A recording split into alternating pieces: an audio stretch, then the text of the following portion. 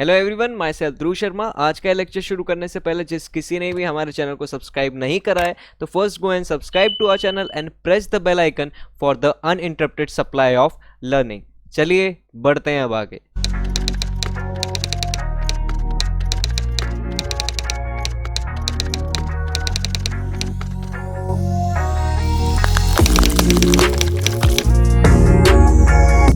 अपन कर रहे हैं तुम्हारी मैक्रो इकोनॉमिक्स का chapter number 5, money and supply of money.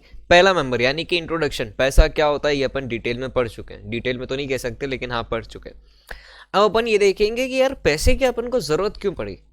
मतलब कि जैसा तुम्हारे एप्पल गिरा सर जी के सर पर तो उनको ध्यान आया कि हाँ ग्रेविटी होती है, तो पैसा किसके सर पर गिरा था?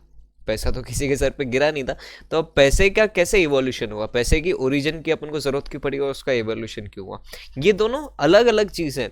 लेकिन ये अपन ने देखा है, ये मैंने नोटिस करा है कि पिछले कुछ सालों में सीबीएसई में ये क्वेश्चन पूछा जा रहा है, क्योंकि ये एक इंटरेस्टिंग क्वेश्चन है जिसको बच्चे और टीचर्स और पेरेंट्स मिस आउट कर जाते हैं। बहुत गलत बात है, अपन नहीं करेंगे। ठीक है, तो दो मेंबर्स हैं, दो अलग अलग टॉपिक है ये, ओरिजिन ऑफ मनी और दूसरा है इवोल्यूशन ऑफ मनी। अब दोनों अलग अलग चीज है। ओरिजिन ऑफ मनी का मतलब ये हुआ, इसमें अपन ये देखेंगे कि यार पैसे की जरूरत क्यों पड़ी अपन को।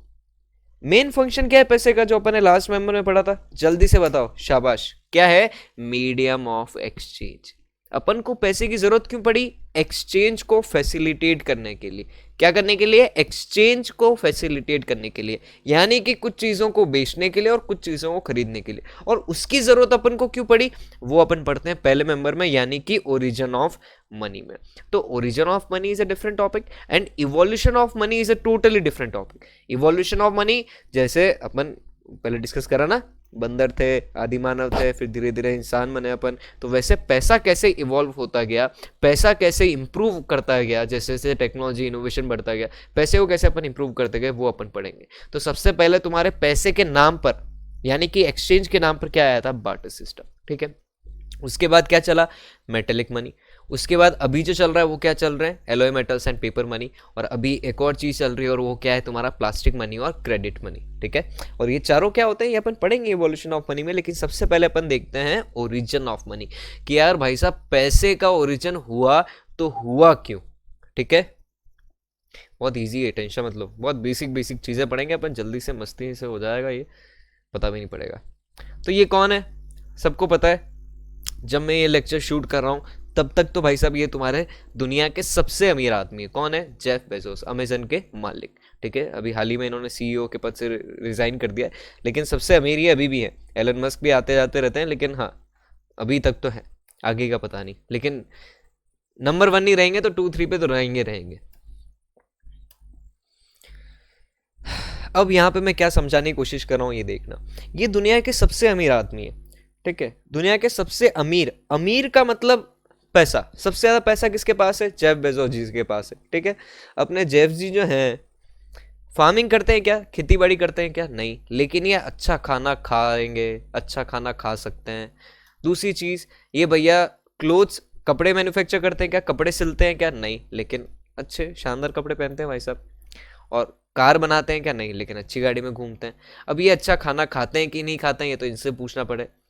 अच्छे कपड़े पहनते हैं या नहीं पहनते हैं ये भी इनसे पूछना पड़े। और अच्छी गाड़ियों में घूमते हैं या नहीं घूमते ये भी इनसे पूछना पड़े। लेकिन कहने का मतलब अपना यहाँ पर क्या है, समझाने का मतलब अपना यहाँ पे क्या है, कि ये इंसान खेती बाड़ी नहीं करता, अच्छे कपड़े नहीं पहनता, अच्छे कपड़े नहीं मैन्युफैक्चर करता, गाड़ियाँ नहीं मैन्युफैक्चर करता, लेकिन ये अच्छा खा सकता है, अच्छा पहन सकता है और अच्छी गाड़ियों में घूम सकता है। क्यों?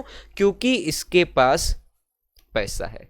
अब ये घोंचू है। अब ये पूछा है कि जब ये तीनों चीज़ें नहीं करता है, जब ये फार्मिंग नहीं करता है, क्लोथ्स को मैन्युफैक्चर नहीं करता है और कार को मैन्युफैक्चर नहीं करता है, तो भाई साहब ये कैसे ये तीनों चीज़ें कर लेता है? ठीक है, ये बहुत इंटेलिजेंट बंदा है। ये बार बार आते रहेंगे दोनों, ये है गोचू और ये है टोचू, गोचू टोचू। ठीक है, with the help of money, ये बताता है। वो पूछता है कि यार ये सब कैसे कर लेता है, और टोंचू जी बोलते हैं कि यार सिंपल सी बात है, पैसे की मदद से कर देता है, क्योंकि वो सबसे अमीर आदमी है। ठीक है, तो ये सोचता है मनी, इसको लगता है कि वो डायरेक्टली तीनों चीज़ें कंज्यूम कर रहा है। वो चीज़ तो पॉसिबल नहीं है। तुम पैसे को खा सकते हो क्या? तुम पैसे को पहन सकते हो क्या? तुम पैसों पे घूम सकते हो क्या? नहीं कर सकते ना। तुम मुझे एक बात बताओ, तुम्हें एक मैंने आइलैंड पे छोड़ दिया जहां मीलों मील तक कोई भी नहीं है, कोई इंसान क्या कोई परिंदा तक नहीं है, और तुम्हें $1 अरब दे दिए, इंजॉय मारो, क्या कर लोगे? क्या कर लोगे उन पैसों का? कहने का मतलब यहाँ पे क्या है, मनी का डायरेक्ट कंजम्पशन पॉसिबल है क्या? जल्दी से बताओ, मनी का डायरेक्ट कंजम्पशन पॉसिबल है क्या? बिल्कुल भी नहीं यार। तुम पैसे को लेकर कर क्या सकते हो? जब तक कि पैसों से कोई सी चीज को खरीद ना लो, उसका क्या मतलब रहेगा?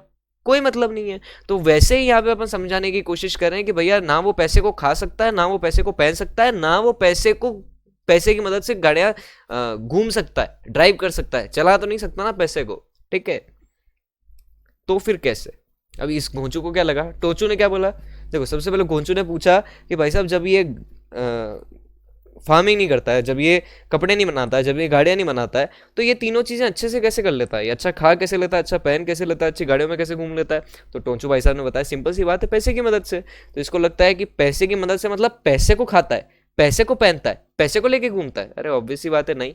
फिर पूछता है कि अरे यार तो फिर क्या होगा, अब तुमको समझ में ही नहीं आया। तो यहाँ पे सेम चीज है, with the help of money, with the help of money, पैसे की मदद से ये अच्छा खा सकता है, पहन सकता है और गाड़ियों में घूम सकता है। पैसे को नहीं खा सकता, पैसे को नहीं पहन सकता और पैसे को नहीं घुमा सकता। ये पैसे की मदद से अच्छा खाना खरीद सकता है, ये पैसे की मदद से अच्छे कपड़े खरीद सकता है, ये पैसे की मदद से अच्छी गाड़ियां खरीद सकता है। आई बात समझ में? तो टोचू जी वही बोला, I said with the help of money, not money itself. मैंने कहा पैसे की मदद से। भाई साहब, पैसे को डायरेक्टली नहीं कंज्यूम कर सकते तुम, पैसे की मदद से तुम अच्छे से अच्छा कंजम्पशन कर सकते हो। तो यहां पे अपन क्या समझाने की कोशिश कर रहे हैं, ये पॉइंट ध्यान से सुनना। अभी तक तुम्हें समझ में आ गया जो चीज अपन ने समझाई? मैंने अभी तक कुछ समझाया नहीं, ठीक है? अब इसका कंक्लूजन, अगर अभी ये तुम्हें छोटी सी स्टोरी समझ में आ गई है तो इसका कंक्लूजन क्या है ये तुम्हें समझ में आ जाएगा। It proves that you can't produce anything and everything that you need. Simple सी बात है। अपन ने उस आदमी का उदाहरण लिया, उस आदमी का एग्जाम्पल लिया जो ब्रह्मांड का सबसे अमीर आदमी है, सबसे पावरफुल आदमी है, सबसे एफिशिएंट, सबसे स्मार्ट, सबसे इंटेलिजेंट आदमी है। क्यों? क्योंकि वो सबसे अमीर है, ठीक बात है।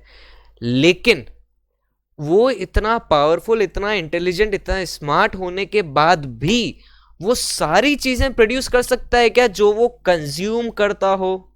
आई रिपीट, वो इतना पैसे वाला होने के बाद भी सारी चीजों का प्रोडक्शन कर सकता है क्या कि जिन सबको वो क्या कर रहा है, कंज्यूम कर रहा है? नहीं। कहने का मतलब क्या है, चाहे तुम कितने भी बड़े माइकलाल हो, तुम्हें कुछ चीजों को बेचना पड़ेगा और तुम्हें कुछ चीजों को खरीदना पड़ेगा। क्यों?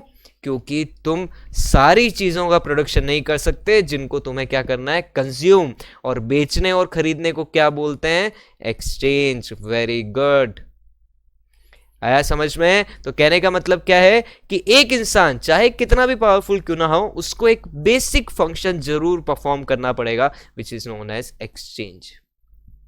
A person need to sell and purchase something which is known as exchange, ठीक है? और इस exchange को possible बनाया किसने? पैसे ने। मनी ओरिजिनेट हुआ किस लिए? in order to fulfill basic but the most important need, that is in order to facilitate exchange। आया समझ में? वापस से समझाता हूँ पैसे का ओरिजिन क्यों हुआ। अपन ने यहाँ पे एक छोटी सी स्टोरी देखी जिससे अपन को ये पता पड़ा कि दुनिया का सबसे पावरफुल इंसान ही क्यों ना हो, वो उन सारी चीज़ों का प्रोडक्शन नहीं कर सकता जिन सारी चीज़ों को उसको क्या करना है, कंज्यूम करना है। It proves that you can not produce anything and everything that you need. इसलिए हर इंसान को एक बेसिक फंक्शन परफॉर्म करना पड़ता है, यानी कि कुछ चीज़ें उसको बेचनी पड़ती है, कुछ चीज़ें उसको खरीदनी पड़ती हैं। मैं अभी यहाँ पे तुम्हें कुछ बेच रहा हूँ, क्या बेच रहा हूँ? अपनी सर्विस बेच रहा हूँ, ताकि मुझे क्या मिले? पैसा मिले। उस पैसे का मैं क्या करूँ? उन पैसों से मैं वो चीज़ें खरीदूंगा जिसकी ज़रूरत मेरे को है। तुम मुझे पैसा दे रहे हो, तुम्हारे पिताजी कुछ काम कर रहे हैं, कुछ और कहीं और तरीके से पैसा कमाने की कोशिश कर रहे हैं। क्यों कमाने की कोशिश कर रहे हैं? ताकि वो वहाँ खर्च कर सके जहाँ तुम्हारी ज़रूरत है या उनकी ज़रूरत है। आई बात समझ में? तो लोग जिसमें स्पेशलाइजेशन कर लेते हैं उस तरीके से तो वो पैसा कमाने की कोशिश करते हैं, और जहाँ पे उनकी ज़रूरत होती है वहाँ पे वो पैसा खर्च करने की कोशिश करते हैं जो वो खुद प्रोड्यूस नहीं कर सकते। आया समझ में? इसीलिए बोला गया कि हर एक इंसान को परचेज और सेल करना पड़ता है, जिसको कहा जाता है एक्सचेंज। इसलिए मनी ओरिजिनेट हुआ था एक बेसिक लेकिन सबसे इंपॉर्टेंट नीड को फुलफिल करने के लिए, यानी कि एक्सचेंज को फुलफिल करने के लिए। हुआ क्लियर? पढ़ लो इसको। No matter how rich, intelligent, smart, effective और productive you are, you can not produce anything and everything that you need. Hence a person has to purchase something from others and in return need to sell, which is known as exchange। पहली line जो अपने Jeff Bezos का example देखा वो, और फिर ये दोनों आ गए तुम्हारे कंक्लूजन। ठीक है, अब इसके दूसरे पार्ट की तरफ चलते हैं, जो है तुम्हारा इवोल्यूशन ऑफ मनी। अब मनी कैसे इवॉल्व हुआ? सबसे पहले अपन को ये पता पड़ गया, इंसान को ये चीज़ समझ में आ गई, आदि मानव को, यार मेरे को गेहूँ भी चाहिए, मेरे को चावल भी चाहिए, मेरे को दाल भी चाहिए, मैं ये तीनों चीज़ें तो प्रोड्यूस नहीं कर सकता, तो मैं क्या करता हूँ, मैं गेहूँ और चावल उगा लेता हूँ। मेरे को क्या चाहिए? अब दाल चाहिए, दाल मेरे पास है नहीं, लेकिन चावल मेरे पास एक्सचेंज है, एक्स्ट्रा में। ठीक है, तो चावल का मैंने क्या करा, मेरा पड़ोसी है वो क्या उगा रहा है, दाल उगा रहा है। ठीक है, मैं क्या उगा रहा हूँ, गेहूँ और चावल, पास वाला क्या उगा रहा है, दाल उगा रहा है, मेरे पास एक्स्ट्रा क्या है, चावल है, तो मैं उसके पास गया, क्या बोला मैंने उसको, यार सेठी जी क्या करो यार, पड़ोसी हो मेरे, यार थोड़ी सी मदद कर दो। वो बोले हाँ बोलो ना। बोले यार मेरे से थोड़े से चावल ले लो और मुझे थोड़ी सी अपनी दाल दे दो, मेरे से थोड़े से चावल ले लो, मुझे थोड़ी सी दाल दे दो, मुझे दाल की ज़रूरत है क्योंकि मेरे पास चावल है और गेहूँ है लेकिन दाल नहीं है। उसने बोला यार मेरे को भी दाल की, मुझे भी चावल की ज़रूरत तो है, तो मैंने बोला अरे दे ताली। तो कहने का मतलब क्या है कि मैंने कुछ चीज़ें दी, मैंने चावल दिए, उसने मेरे को बदले में दाल दी। तो सबसे पहले ये फॉर्मूला आया था जिसको कहा जाता है क्या, बार्टर सिस्टम।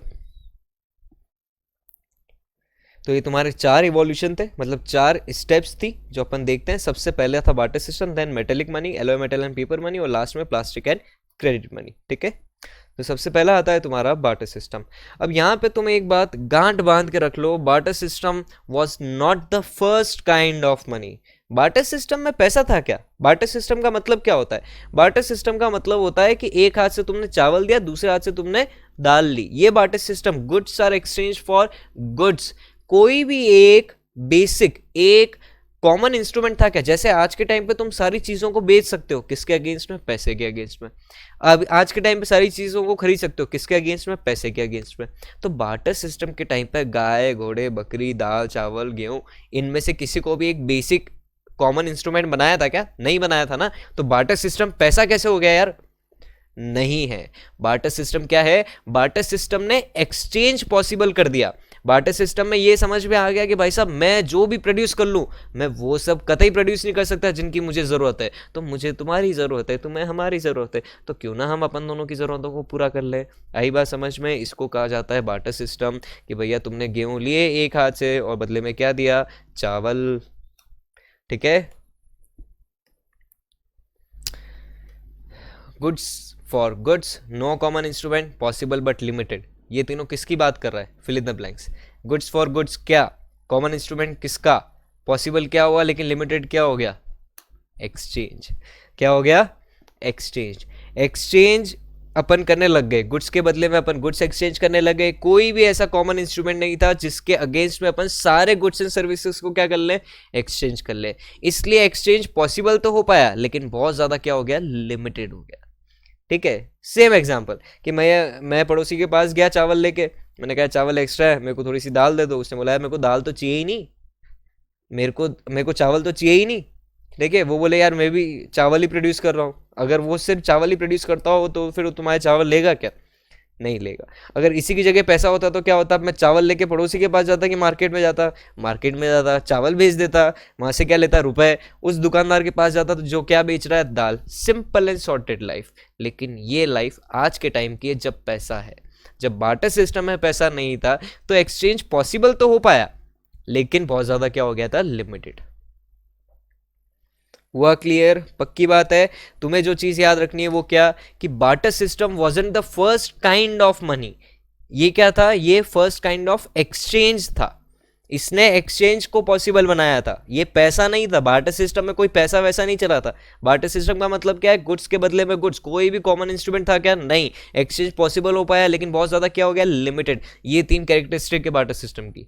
क्या? सबसे पहला बार्टर सिस्टम की definition, where goods are exchange for goods. दूसरा, कोई भी कॉमन इंस्ट्रूमेंट थी क्या एक्सचेंज की? बिल्कुल भी नहीं। तीसरा, एक्सचेंज को इसने क्या कर दिया? पॉसिबल तो बना दिया लेकिन बहुत ज्यादा क्या बना दिया? लिमिटेड। ठीक है, अब फर्स्ट काइंड ऑफ मनी तुम्हारा कौन सा था? Metallic money. कौन सा था? Metallic money. ये तुमने सिक्के देखे होंगे, अकबर बीरबल की कहानियां सुनी है? अकबर बीरबल की कहानियां सुनी है ना तुमने? वो पहले जो स्टोरीज आती थी तुमने अगर देखी हो तो, पंचतंत्र की अगर तुमने कहानियां सुनी हो तो वहां पे क्या होता था? बीरबल, अकबर हमेशा बीरबल को फंसा देता था, कोई ना कोई से पहेलियां देता था। लेकिन बीरबल भाई साहब तो बीरबल भाई साहब थे, वो हर बार पहेलियां सॉल्व कर देते क्योंकि वो सबसे बुद्धिशाली आदमी थे। ठीक है, तो अब बीरबल जब भी पहेलियों को सॉल्व कर लेता था, सुलझा देता था, तो अकबर जी उनको क्या देते थे? इनाम। इनाम में क्या देते थे? जमीन। इनाम में क्या देते थे? पैसा नहीं, इनाम में क्या देते थे? सोने के सिक्के। और उस सोने के सिक्के पे किसकी शक्ल होती थी? उनके राजा की, यानी कि अकबर की खुद की। ये चीजें कब से आई? जब से राजा महाराजाओं का दौर चल रहा है तब से ये मेटेलिक मनी आने लग गया कि सोने के सिक्के और चांदी के सिक्के चलने लग गए, जिसमें मोस्टली जो सिक्के थे वो सोने के सिक्के थे।